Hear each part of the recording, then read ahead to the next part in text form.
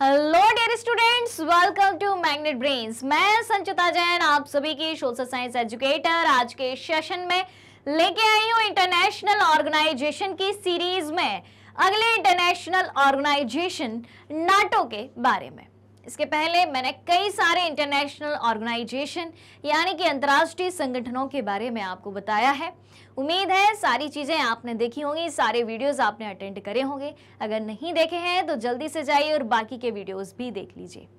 तो शुरू करने से पहले आप सभी से रिक्वेस्ट है कि जल्दी से जल्दी और ज्यादा से ज्यादा आज के सेशन को आप सभी लाइक कर दें, शेयर कर दें, साथ ही साथ चैनल को सब्सक्राइब भी कर दें, क्योंकि मैग्नेट ब्रेन्स प्रोवाइड कराता है क्लास 6 से लेके क्लास 12 तक के सारे courses free of cost, high quality education के साथ। जी हाँ, हमारे पास आपके लिए कई सारे top courses Hindi medium, English medium दोनों में उपलब्ध हैं। सीबीएसई बोर्ड के साथ साथ MP board, UP board, Bihar board, Delhi board, Rajasthan board के सिलेबस को कंप्लीट कराया जाता है।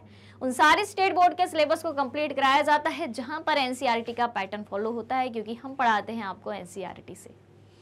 तो आपके लाइक शेयर के साथ शुरू करते हैं आज का यह सेशन इंटरनेशनल ऑर्गेनाइजेशन नाटो के बारे में।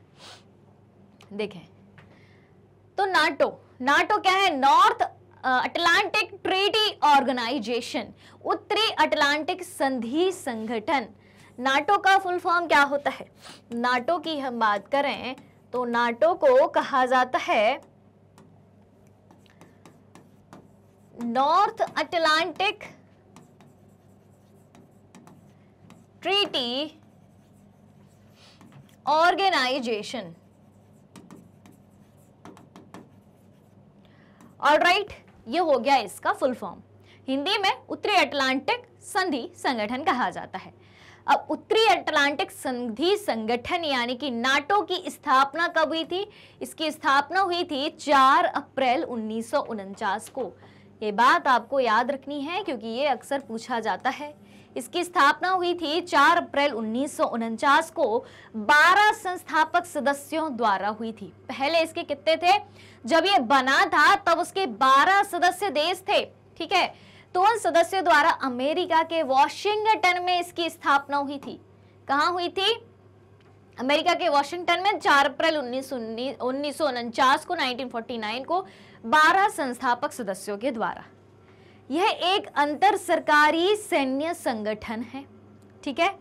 फिर इसके मुख्यालय की बात करें, इसके हेडक्वार्टर की बात करें, ठीक है।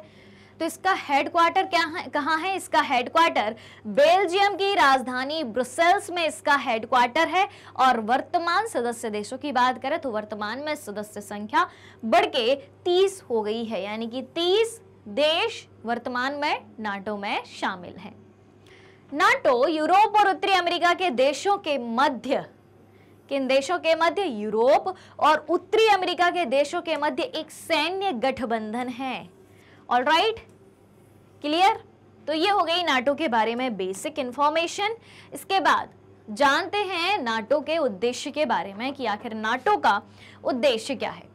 तो देखें, इसकी स्थापना के समय प्रमुख उद्देश्य पश्चिम यूरोप में सोवियत संघ की साम्यवादी विचारधारा को रोकना था, कि जो पश्चिमी यूरोप है वहां पर सोवियत संघ की साम्यवादी विचारधारा ना पहुंच पाए, ठीक है। क्लियर हो गई बात? यानी कि कम्युनिस्ट विचारधारा जो है वो पश्चिमी यूरोप में नहीं फैलनी चाहिए। फिर राजनीतिक और सैन्य तरीकों से अपने सदस्य राष्ट्रों की स्वतंत्रता और सुरक्षा की गारंटी प्रदान करना। जितने भी इसके सदस्य देश हैं, वर्तमान में इसके कितने सदस्य हैं? वर्तमान में इसके 30 सदस्य हैं, ठीक है।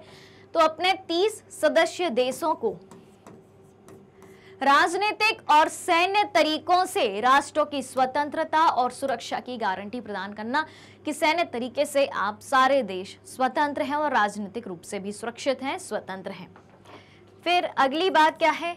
वर्तमान और भविष्य के खतरों से निपटने के लिए नवाचार एवं अनुकूलन के साथ साथ उपकरणों के निर्माण को प्रोत्साहित करना। यानी कि वर्तमान में जो खतरे हैं उनसे भी निपटा जाए और भविष्य में आने वाले जो खतरे हैं वो सामने ना आ पाए, आने से पहले हम उनसे निपट लें। उसके लिए क्या करना? नवाचार यानी कि इनोवेशन। नवाचार का मतलब क्या होता है? इनोवेशन। क्लियर हो रही है बात? इनोवेशन एवं अनुकूलन के साथ साथ, यानी कि अगर कोई खतरा आता भी है तो हम उसको अच्छे से सामना कर पाएं और एक नए तरीके से उसका निपटारा कर पाएं। ठीक है, तो नवाचार और अनुकूलन के साथ साथ उपकरणों के निर्माण को प्रोत्साहित करना था। क्लियर?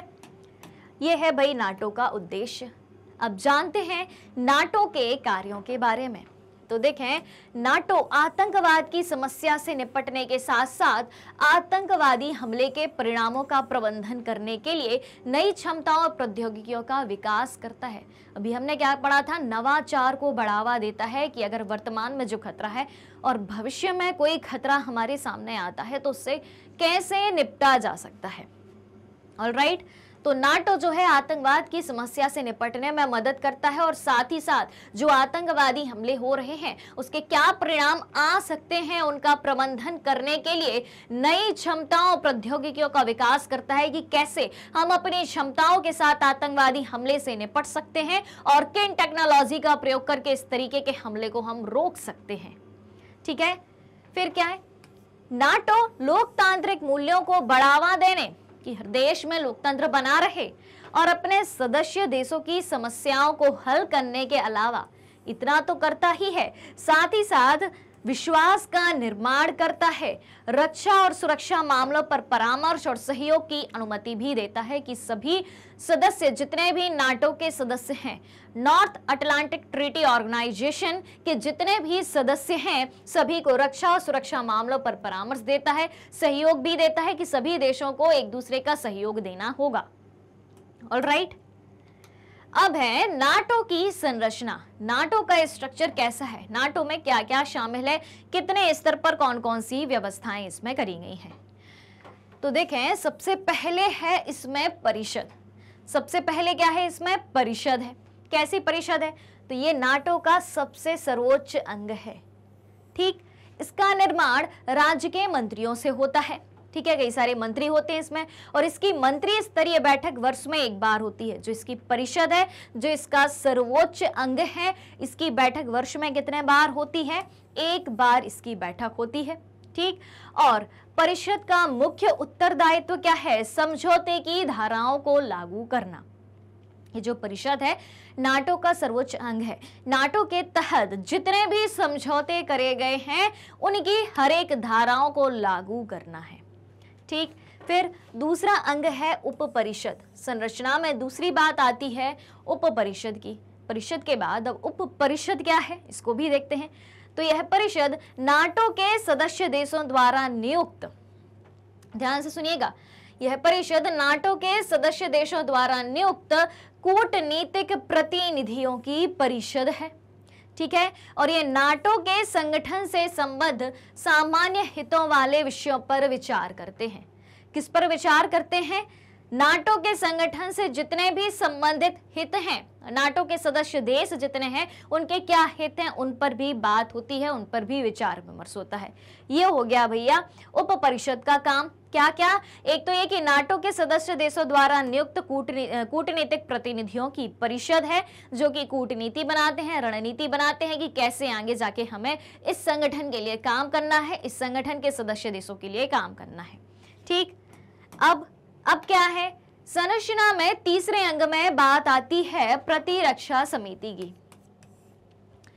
किसकी बात आती है, प्रतिरक्षा समिति की। क्या है प्रतिरक्षा समिति, तो इसमें नाटो के सदस्य देशों के प्रतिरक्षा मंत्री शामिल होते हैं। कौन शामिल होते हैं, नाटो के सदस्य देशों के प्रतिरक्षा मंत्री शामिल होते हैं। अब इसका मुख्य कार्य क्या है, प्रतिरक्षा रणनीति तथा नाटो और गैर नाटो, नाटो तो ठीक है, गैर नाटो यानी कि जो देश नाटो में ऐड नहीं है, नाटो नाम के संगठन में नहीं है, तो इसका मुख्य कार्य है प्रतिरक्षा समिति का कि प्रतिरक्षा रणनीति तथा नाटो और गैर नाटो देशों में सैन्य संबंधी विषयों पर विचार विमर्श करना है कि हर देश की सैन्य संबंधी गतिविधियां कैसी होती हैं, कैसे सुधारा जा सकता है, आतंकवादी हमले से हर एक देश को कैसे बचाया जा सकता है, उसके लिए नए इनोवेशन लेके आना, नई टेक्नोलॉजी लेके आना। ठीक है, फिर चौथा अंग है नाटो का सैनिक समिति। सैनिक समिति क्या करती है, तो इसका मुख्य कार्य है नाटो परिषद एवं उसकी प्रतिरक्षा समिति को सलाह देना। सैनिक समिति का क्या काम है? नाटो परिषद और उसकी प्रतिरक्षा समिति को सलाह देना। इसमें सदस्य देशों के सेना अध्यक्ष शामिल होते हैं, यानी कि जितने भी 30 सदस्य देश हैं उन 30 सदस्य देशों के जो सेना अध्यक्ष होते हैं वो किसमें शामिल होते हैं? नाटो के चौथे अंग सैनिक समिति में शामिल होते हैं। तो ये रही आपकी नाटो की संरचना, जिसमें थी परिषद जो कि नाटो का सबसे मुख्य अंग होता है, सबसे उच्च अंग होता है। फिर उसके बाद उप परिषद थी, फिर थी प्रतिरक्षा समिति और सैनिक समिति। इस प्रकार से नाटो के 4 अंग यहीं पर खत्म होते हैं और नाटो के बारे में जितनी भी इंपॉर्टेंट जानकारी थी वो मैंने आपको दे दी है। उम्मीद है सारी जानकारी आपको बहुत अच्छे से समझ में आई होगी, साथ ही साथ पसंद भी आई होगी। अगर बाकी के इंटरनेशनल ऑर्गेनाइजेशन के बारे में अभी आपने नहीं पढ़ा है, सारे वीडियोस अवेलेबल हैं, जल्दी से जाइए और उनके बारे में भी पढ़ लीजिए। अगर आप हमारे डेली के लाइव सेशन और रिकॉर्डेड सेशन से जुड़ना चाहते हैं, सारी चीज़ें उपलब्ध हैं मैग्नेट ब्रेन्स के यूट्यूब चैनल, वेबसाइट और एप्लीकेशन पर। मैग्नेट ब्रेन्स इंडिया का number 1 100% free online education platform है। इसके अलावा अगर आप ई बुक्स और ई नोट्स भी चाहते हैं, उसकी लिंक भी वीडियो के डिस्क्रिप्शन बॉक्स में दी गई है, वहां से आप अवेल कर सकते हैं। हमारे पास आपके लिए कई सारे टॉप कोर्सेज हिंदी और इंग्लिश दोनों मीडियम में उपलब्ध हैं। CBSE board, Delhi board, Bihar board, UP board, MP board, Rajasthan board के सिलेबस को कंप्लीट कराया जाता है। साथ ही साथ उन सारे स्टेट बोर्ड के सिलेबस को कंप्लीट कराया जाता है जहां पर एनसीईआरटी का पैटर्न फॉलो होता है, क्योंकि हम पढ़ाते हैं आपको एनसीईआरटी से। कई सारे स्पेशल कोर्सेज भी हमारे पास हैं, जैसे कि वैदिक maths, crash course, spoken English और इतने सारे कोर्सेज एक ही सिंगल प्लेटफॉर्म पर हाई क्वालिटी एजुकेशन के साथ, फुली ऑर्गेनाइज कंप्लीट कोर्स के साथ एकदम फ्री में प्रोवाइड कराए जाते हैं। मैग्नेट ब्रेन्स यूट्यूब के अलावा अदर सोशल मीडिया प्लेटफॉर्म जैसे कि Facebook, Instagram, Twitter, Telegram, WhatsApp पर भी उपलब्ध है। आप हमें यहाँ भी फॉलो कर सकते हैं, यहाँ से भी सारी जानकारी प्राप्त कर सकते हैं। तो आज के सेशन को ज़्यादा से ज़्यादा लाइक और शेयर करते हुए चैनल को सब्सक्राइब भी करना है। हमारे साथ बने रहिए, जुड़े रहिए, पढ़ते रहिए, खुश रहिए। Thank you so much.